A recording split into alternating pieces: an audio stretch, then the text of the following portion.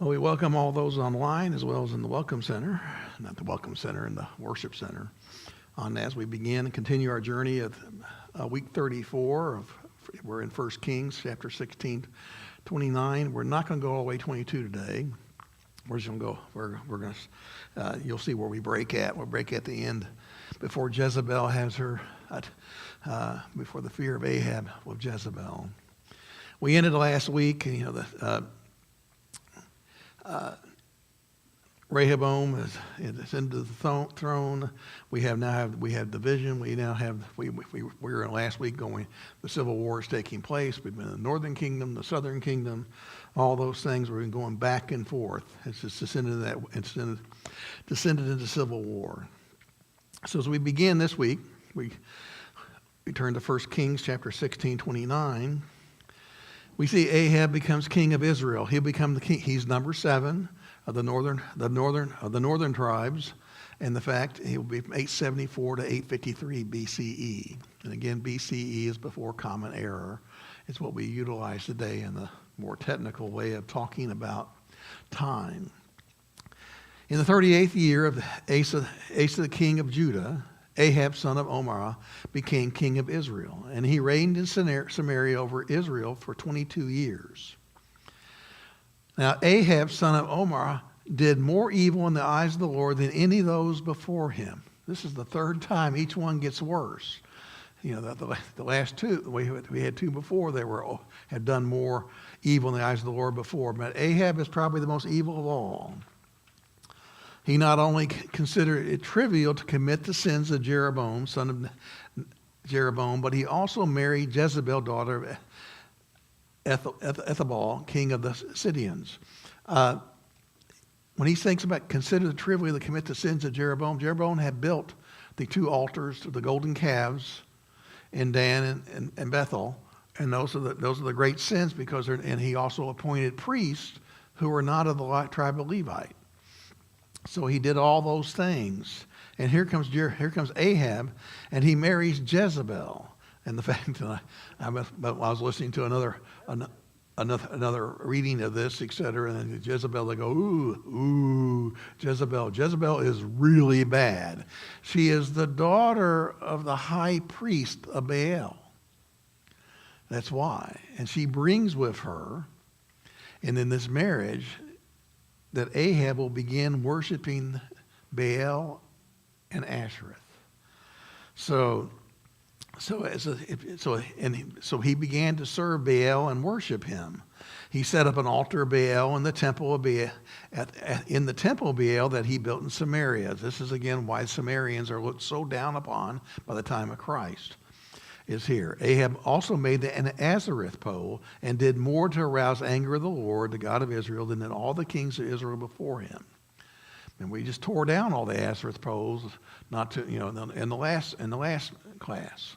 So now they're right back up again, and we know what they are. They're the phallic symbols that are there, and they're having ritual sex. They're in public, right there before everybody, so those things are taking place. And also Baal and Azareth also demand the sacrifice of children. So that's what you think about. So we think about that. So that's what he has done in there. And I put the little note there, the fact that Jerusalem was the temple of God, was the temple to God, and the northern kingdom of Israel is the temple to Baal and Azareth in Samaria. So that's what, as we read, we see that. In Ahab's time, Bethel, he rebuilt Jericho. Now, he laid foundations, and that was 853 when we think of when that took place. You'll get your timeline as we go down. At the cost of his firstborn son, Abiram, and he set up the gates at the cost of his youngest son, Segaba, in accordance with the word of the Lord spoken by Joshua, son of Nun. So I put you here, the facts where they turn back, is what came from Joshua chapter 6. If you remember back when we read that, when after Joshua had taken Jericho, Joshua laid an oath on them at the time, saying, "Cursed before the Lord be the man who rises up and rebuilds this city. At the cost of his firstborn shall he lay its foundation, and the cost of his youngest son shall he set up the gates." Well, that took place in 1406. So we're 600 years apart. It took 600 years for this prophecy to be fulfilled, but it has been fulfilled. As we continue on, we're going to be introduced to Elijah. And I want to just bring up what we talked about in the very beginning, the fact we had 3 different characters in the Bible that we read about over and over again. We will see who they are. There's always the priest, and that's the priest stands between the people and God. So when God appoints Aaron the first priest and his sons, then he appoints the tribe of Levi, become the priest. They are the ones standing between the people and God. They're bringing their prayers to God. And again, by the time when the Levites, in fact, to become a priest, you were born into the tribe of Levi. There's no other way. You couldn't come and say, hey, I want to be one, or anything else. If you were not born into the tribe, you were not a priest. So that was exactly what took place. So that whole tribe was set apart.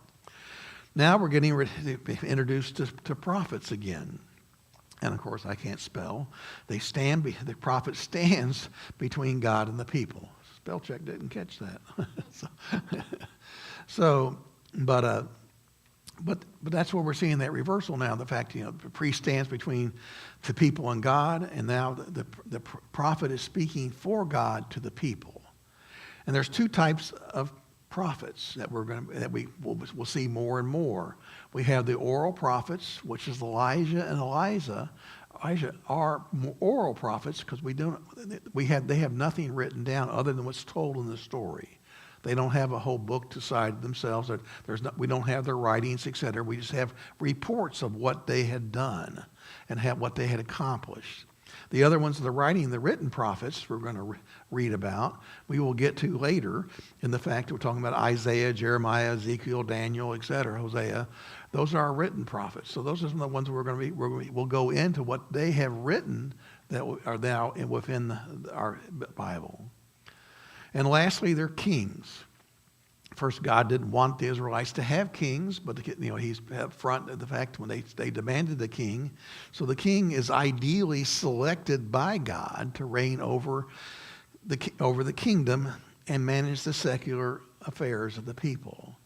So that's what a king is supposed to do. When they demanded a king, Saul was first appointed, and Saul fell away from God very early on, and the fact that we see David rose up and became king, and he had a heart for God. So that's what we see. So you got to keep these in mind as we continue to study. We're going to be introduced.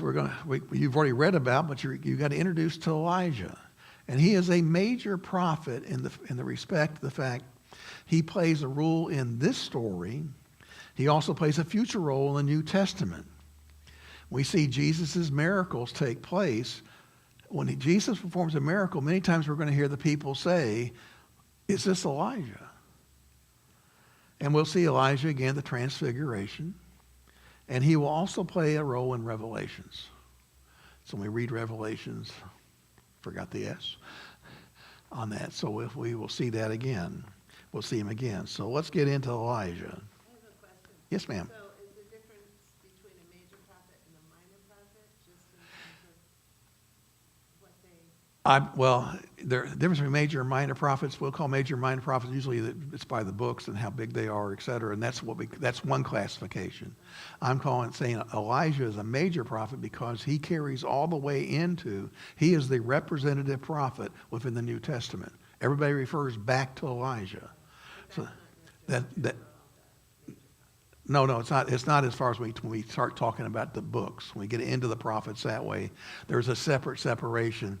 I'm just trying to classify him. The fact, if you think about him, as we read about, he is the. I'm looking for a very better term for that. Is the fact he is the I guess the one that they idolize. I guess the fact that you think of that for the time of the New Testament when Jesus is there, everybody thinks when Jesus performs a miracle, is this Elijah? Because Elijah and Elijah will perform miracles, and we will see those, but everybody refers back, is this Elijah? And that's what they're looking back at. So that's what everybody thinks about. They're not thinking about Isaiah or anything else because they're prophetic. They're saying things are going to happen in the future versus the miracles that were taking place. So that's what we're going to look at as we read. And so as the Lord God of Israel lives, whom I serve, there will be neither dew nor rain in the next few years except for my word. So this is Elijah before Ahab is telling Ahab, as the Lord, the God of Israel, lives, whom I serve, there will neither be dew nor rain in the next few years except at my word. So this is in your handout, you'll see I have the list of the 8 miracles that we attribute to Elijah. And the fact that this is the first of the miracles, that all rain and dew will stop. There will be an extreme drought will begin. Well, then the word of the Lord came to Elijah. It says, leave here, turn eastward, and hide in the Kerith ravine east of the Jordan. He's going to run all the way up into Gentile territory. I've given you handouts this time that are in color as far as the maps. And you can see on the map where he runs up to. So that's what you say. He's running he's running all the way up. He's completely leaving the Israel completely, going into Gentile territory to hide. He says, leave and turn eastward the Kerith ravine east of the Jordan. You will drink from the brook, and I have directed the ravens to supply you with food there. So he's going to a place where there's still a brook of water flowing, and the ravens are going to bring him food. So he did what the Lord had told him. He went to the Kerith ravine east of the Jordan and stayed there. The ravens brought him bread and meat in the morning and bread and meat in the evening, and he drank from the brook. Okay, I'm getting myself a little bit out of order here. He went to the ravine first, and he'll leave there and go up further north. So he goes there and he stays until the time that brook starts drying up. Because there's no rain, there's no dew. The water flow everywhere is going to start drying up completely. Sometime later, the brook dried up because there had been no rain in the land. Well, the word of the Lord came to him again. Says, go at once to Zarephath in the region of Sidon and stay there. That's in the northern kingdom. That is that's in Gentile territory. So he's leaving from the Jordan Valley all the way up north. He's completely leaving completely.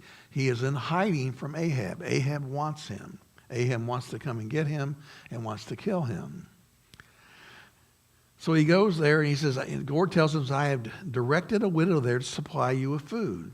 So he went to Zarephath, and when he came to the town gate, a widow was there gathering sticks. And he called to her, would you bring me a little water in a jar so I may have a drink? And she was going to get it. He called again. He says, and bring me, please, a piece of bread. She paid attention to her response. As surely as the Lord our God lives, she replied, I don't have any bread, only a handful of flour in a jar and a little olive oil in a jug. I'm gathering a few sticks here to take home to make a meal for my son, that we may eat it and then die. This is a famine that we cannot begin to understand of how desolate it is with no rain, no dew. Everything's drying up. And we see in our country today, when we think of the dry areas, et cetera, drought, et cetera, well, could you imagine it going on and on and on and no rain? Everything's burning up. Everything's drying out. What's the animals going to eat? What are the birds going to eat from? You think about all those things. What is man going to? Where are you going to get your wheat? Where are you going to get where are you going to get your olives? Where are you going to get your olive oil? All those different things. Everything is drying up. But Elisha says to her, don't be afraid. Go home and do as I have said. But first make me a small loaf of bread for me, what you have, and bring it to me. And then make something for yourself and your son. For this is what the Lord said, the God of Israel says, the jar of flour will not be used up, and the jug of oil will not run dry until the day the Lord sends rain on the land. This is the second miracle. Now, when Jesus feeds the 5,000 and also the 4,000, etc., And they're going to look again. Here's this miracle of Elijah telling this woman that God will provide. That little jar of olive oil you have and the little jar of flour will continue. And that was a miracle taking place. No matter how much he took out, it always replenished itself, and the oil was always there. So when he feeds the 5,000, what does Jesus do? He tells them, what do you have? And the fact, and it said the 4,000. The 4,000, well, we have a handful of fish and we have a little handful of bread. Feed the people. And the 5,000 is not 5,000. We already know that. 5,000 is probably 15,000 or more, because we count in a patriarchal society. They counted the men, not the spouses, and not the children. So that's what. So here he is. So you compare when Jesus again as he comes in and begins his ministry, he begins performing miracles that match, that coincide to what Elijah did, because those of the Jewish faith have grown up and understand these miracles, and these miracles have been celebrated. Now, a miracle also, when a miracle takes place, once you think about it, is it man? Was Elijah doing the miracle? No, it's God through Elijah is performing the miracle. God is performing it through Elijah to make that happen. The same thing when we struggle with that understanding how Jesus is the same thing, but God through the Son is performing the miracle the same way. Jesus is fully human, fully divine. So he's fully a man, but he's also fully God. And God's working through him to perform these miracles. Well, sometime later, the son of the woman who owned the house became ill. He grew worse and worse and finally stopped breathing. She said to Elijah, "What do you have against me, man of God? Did you come to remind me of my sin and kill my son?" "Well, give me your son," Elijah replied. He took him from her arms, carried him to the upper room where he was staying, and laid him on his bed.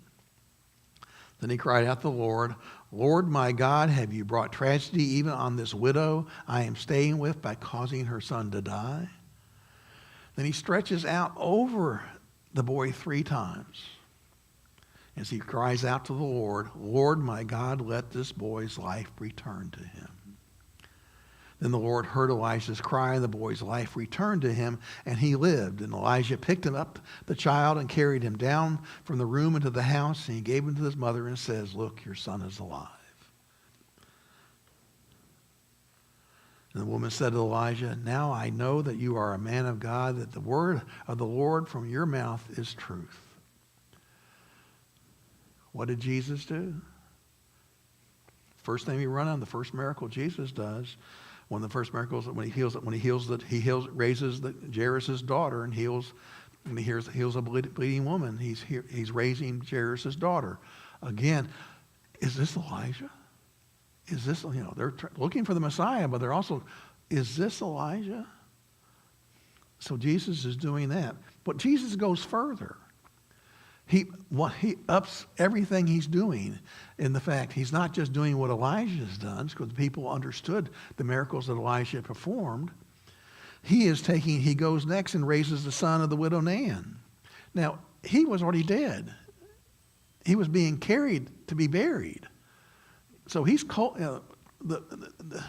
when Elijah and the little boy, and of course when Jesus was Jairus' daughter, that child has just died, so they're still warm, right? The life had just gone out of them. When he gets to the widow of Nain, that child, that son has been dead, in the fact, cold dead. So it's a different thing. But when he gets to Lazarus, you think of that miracle of Lazarus, Jesus is going there, and the fact Lazarus has been dead for 4 days. And I love it when you look at in the King James Version, it says when he came up to the tomb, and it says, "Roll the stone away." It says, Jesus said, "Take ye away the stone." Martha, his sister, that was said unto him, "Lord, by the time he stinketh, for he hath been dead for 4 days." What happens to a dead body after 4 days? And the fact, so the miracle is even greater of what Jesus is doing. So that's what I'm saying, that what is taking place. So this is why Elijah plays a major role in the New Testament, because we keep referring back to him, or the people are looking towards him, and we see him at the Transfiguration, and we will also see him again in Revelations. He's being called upon. We see that. Well, Elijah and Obadiah. Well, Obadiah, this is not the prophet Obadiah. This is Obadiah, is a man of great faith. In fact, and even though the northern kingdom are worshiping these golden calves and all these other things, there are many within the northern kingdom of great faith who are still, loyal and who worship God, etc. It's not again, we're not saying everything. I said on Sunday that there's no such thing as a red and blue state. Everything's purple. Not everybody is everything. It's not so it's not everybody in the northern kingdom is worshiping and doing evil in the sight of God. So after a long time, in the third year, the word of the Lord came to Elijah. So it's been 3 years of drought, no rain, etc. Could you imagine what that must be like? In fact, it's almost like desert. Everything will be like desert. The ground is harder than a rock. There is nothing, what's growing. If it's getting anything at all, it's getting it from where the water is coming from, the very deep in the ground, etc. Everything is dying, looks parched, etc. And the Lord comes to Elijah and says, "Go and present you to Ahab, and I will send rain to the land." Well, Ahab's been looking for this man. I guess if they could have a printing press, there'd be wanted posters everywhere. But the word is out to come get him. So Elijah went to present himself to Ahab. Now the famine was severe in Samaria, and Ahab had summoned Obadiah to his palace as to his palace administrator, and he was a devout believer in the Lord. While Jezebel was killing off the Lord's prophets, Obadiah had taken 100 prophets and hidden them in 2 caves, 15 each, and had supplied them with food and water. Ahab has said to Obadiah, "Go through the land to all the springs and valleys. Maybe we can find some grass to keep the horses and mules alive, so we will not have to kill any of our animals." So they divided the land they were to cover, Ahab going in one direction and Obadiah in another. So they split apart, going to look for, can we find any grass, etc., so we can feed our animals, etc., and supply them so we don't have to put them to death. So Obadiah was walking along, and who does he meet? Elijah. He's walking along, and here comes Elijah. He recognizes him, and he recognized him, bowed to the ground, and said, "Is it really you, my Lord Elijah? I can't believe it's you. We've been looking for you. They've been looking for you for 3 years." And he said, "Yes," he replied, "Go tell your master Elijah is here."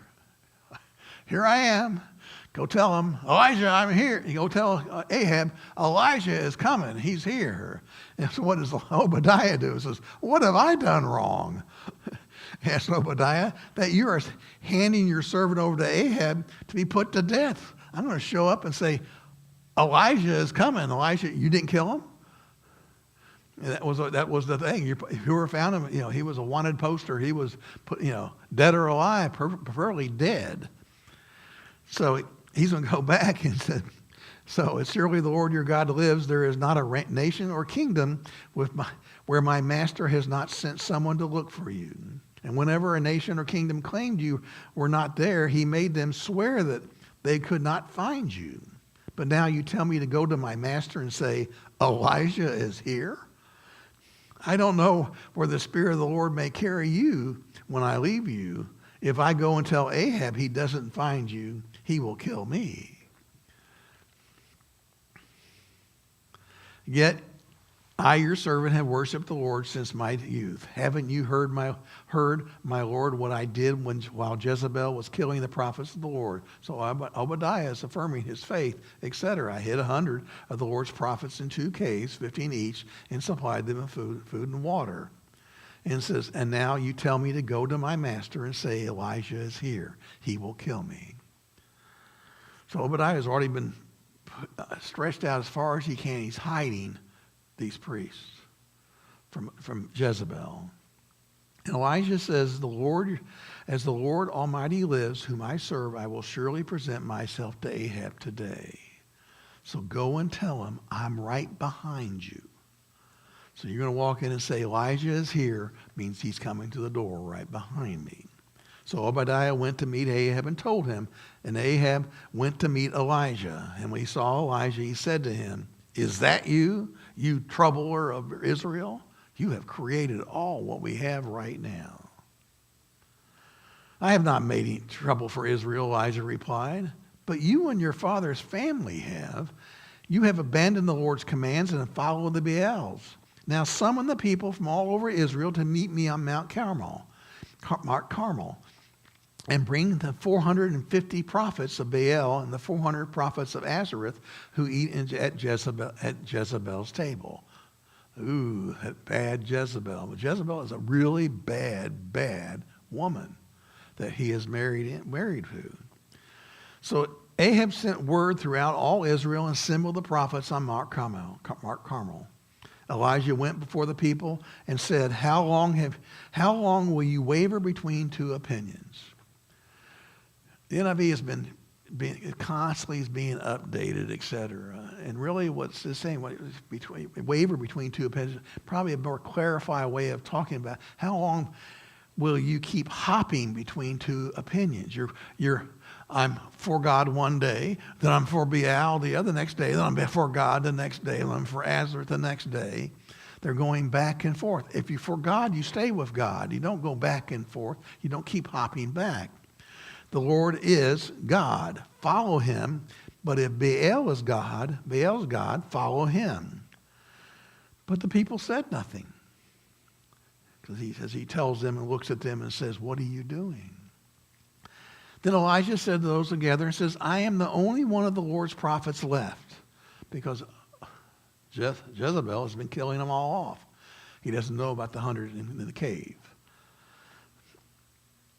But Baal has 450 prophets. Get 2 bulls for us. Let Baal's prophets choose one of them for themselves, and let them cut him to pieces and put him on the wood, but not set fire to it. So build an altar, put the vat of wood, sacrifice the bulls, place those pieces, the process of sacrifice, place that on top of the altar, but don't set fire to it. Then you call on the name of your God, and I will call on the name of the Lord, the God who answers by fire. He is God. So he's doing such an amazing thing. We know this story. This is why the people of Israel in Jesus' time, etc., because this is a major turning point for a lot of people to see what takes place. Elijah said to the prophets Baal, choose one of the bulls and prepare it first. Since there are many of you, call on the name of your God and do not light the fire. So they took the bull given them and they prepared it. Then they called on the name of the Baal that from morning till noon. Baal, answer us. Baal, they shouted. Answer us. Baal, answer us. But there was no response. No one answered, and they danced around the altar that they had made. So they call it, some translations, they hopped, and they were bouncing up and down, praising and saying, Baal, Baal, Baal, answer us, answer us, answer us. Well, by noon, at noon, that's been going on since morning, Elijah begins to taunt them. He says, so shout louder, shout louder. Surely he is a god. Perhaps he is deep in thought, or busy, or traveling. Maybe he's on a vacation somewhere. Get louder. He should be able to hear you. Well, maybe he's sleeping right now. If you get louder, he might awaken him. So he's taunting them. So they shouted louder, and they began to slash themselves with swords and spears, as that was their custom to blood flow. And we've seen that even in Christians, the fact that there's types of people that became monks, etc., and they would cut themselves, and blood would flow, and that was a part of what they were doing. That's part of how they worshipped, and they were using the spears, etc., and blood's flowing from them. And they shouted louder and louder. And by midday passed, and they had continued their frantic prophesying until the time for the evening sacrifice. But there was no response. No one answered. No one paid attention. Then Elijah said to all the people, he says, "Come here to me." And they came to him, and he prepared the altar of the Lord, which had been torn down. So he rebuilt where the altar of the Lord had been, rebuilt it. And Elijah took 12 stones, one for each of the 12 tribes from Jacob, to whom the word of the Lord had come, saying, "Your name shall be Israel." Remember, Jacob built an altar to the Lord that had been torn down. And Elijah was rebuilding this altar. With the stones, he built an altar in the name of the Lord, and he dug a trench around it large enough to hold 2 seahs of seed.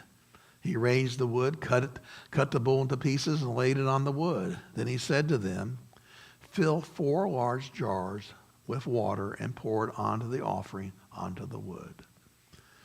Remember when Jesus goes and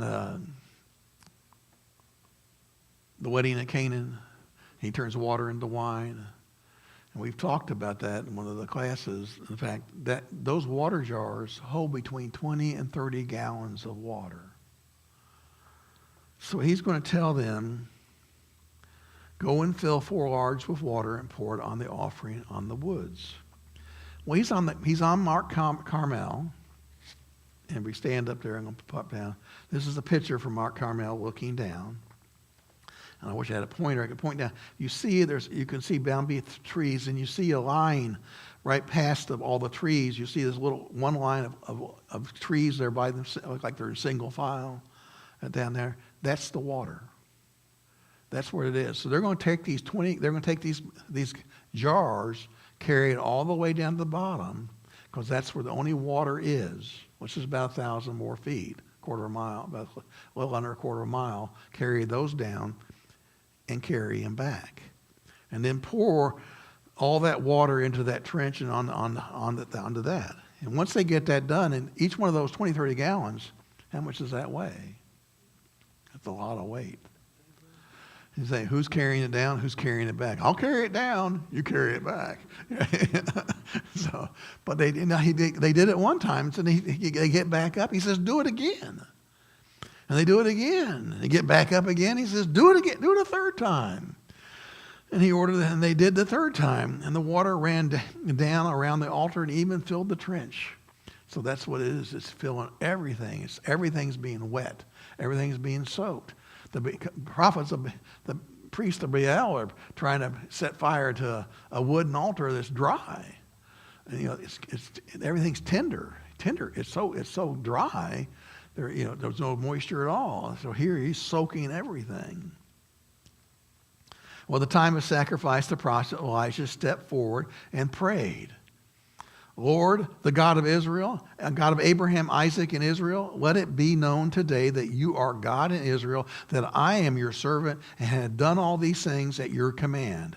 Answer me, Lord, answer me, so these people will know that you, Lord, are our God, and that you are turning their hearts back again. And the most amazing things happen. The fire of the Lord fell from heaven and burned up the sacrifice, the wood, the stones, the soil, and also licked up the water and in the trench. And when the people saw this, they fell prostrate and cried, "The Lord, he is God. The Lord, he is God." This is not a Polaroid. This is some representation of it. But could you imagine being there and the fact of seeing the fire of God come from the sky straight down and whoosh, take all that away? Where would we be? We'd be on the ground, prostrate before God. Lord, you are God. The Israelites are constantly being turning away, constantly, and God is showing himself, and he's showing himself right then and there that I am your Lord, your God. It's the most amazing thing of what is taking place for the people to see. Will all the people continue In the future, we will continue, as we read, we will see them constantly turn back away to other gods. Then Elijah commanded them, seize the prophets of Baal. Don't let anyone get away. They seized them, and Elijah had them brought up down to Kishon Valley and slaughtered all 450 of them. So, yeah. And so he's people are all riled up. They're excited. They're grabbing the prophets, and they kill them all. And Elisha said to Ahab, go, eat, drink, for there is sound of a heavy rain. It is drier than a bone. There is not a cloud in the sky. There is nothing there. Even if there's just nothing in the fact. So Ahab, okay. So he went off to eat and drink, but Elijah climbed to the top of Mount Carmel, bent down to the ground, and put his face between his knees. Began to pray.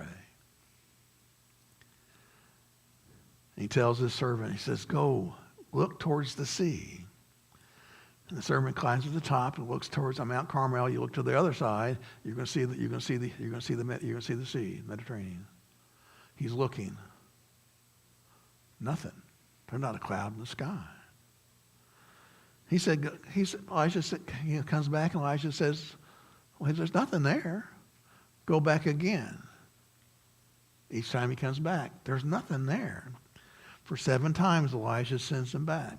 When we study Revelation, 7 means something. Perfection. These numbers mean something. So I just want to say you get to understand what these are. Even though we're using them here, that's what we read apocalyptic literature. These numbers always have a meaning to them. 7 means perfection. The 7th time, the servant reported, he went and looked and saw a cloud as small as a hand is rising from the sea. This little itty-bitty dot, this little itty-bitty cloud is what he sees.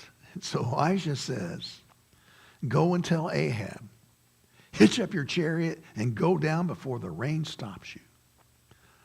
This is going to be a rain. It's like a rain they have not had in a long time. It's a rain like what took place down when you think of the hurricane areas where the rain came and it just poured gallons upon gallons upon gallons. And when the water, the streams will fill up and the ravines, etc., and everything will be washed away. In Israel, Jordan, those areas, they have what they call wadis. Wadis are the dry beds, the dried streams. They fill up only during the monsoon season. There are the little streams, the Jordan, etc. If you go in the dry season, you can go to the Jordan River, and the fact it's this deep. It's just sometimes it's not very deep at all. When the monsoons come, when big heavy rains come, you do not get in the Jordan River. You do not stand in the wadi because you'll be standing there 1 second. The rains are up north or you're down south or wherever you are. They will hit and water will come rushing down just like it did we think in North Carolina, et cetera, and just wash everything away in that path. So this is what they're running from. Get ahead of it, et cetera. Meanwhile, the sky grew black with clouds, and the wind rose. A heavy rain started falling, and Ahab rode off to Jezebel. So he's riding as fast as he can in front of that. And the power of the Lord came upon Elijah. He tucks in his cloak into his belt. And I want you to think, imagine what this must look like. That here's Elijah, skinny. He's been living on bread, and a little bit of bread. He was first fed by the ravens, etc. He's not a big, heavy man. He's a skinny little man, a prophet. And the fact he's running ahead of Ahab, who's on his chariot on that, running as fast as he can.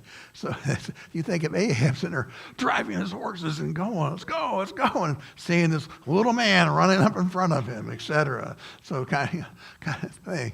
I was trying to think of a story, etc. I think it's the Ichabod Crane, the headless horseman. When he's running in front of the headless horseman, headless horseman was on the horse riding along, and Ichabod's up there in front. So that's exactly what's taking place. So Elijah is afraid of Abraham. Elijah was afraid of Ahab. But it's here we're going to stop. Elijah is scared of Ahab. But Jezebel, he's totally fear. Because Jezebel is evil in the form of a woman. She is evil beyond what we can even imagine. She's the one who had driven the forest to round up the prophets, kill them all, kill all the priests. She's the one that's driving Ahab to do all the bad things she's doing that's being done. You will worship the god Baal. You will worship Azareth. She is the one that's guiding him down the wrong path and been driving him the wrong path. So we're going to stop here and we'll have a good Thanksgiving. And if you think about that story, and we'll pick it up next. We'll pick it up the week after, or the following week after Thanksgiving, and we'll continue on. Okay, does that work? Okay. Let's say a prayer real quick. Dear Heavenly Father, as we continue, as we go into our Thanksgiving week, we just ask for great blessings as we gather as families. As we just ask for blessings among our community of faith as we continue to journey through you to learn more, but to bless all of our community. We have so many right now that who have been sick and ill and all kinds of things take place. But Lord, as we are the face of your presence in this world, and we are using the Spirit that you have given us to help us be that light into the world. And Lord, to bless us in this journey. We ask all this through your Son, Jesus Christ our Lord. Amen.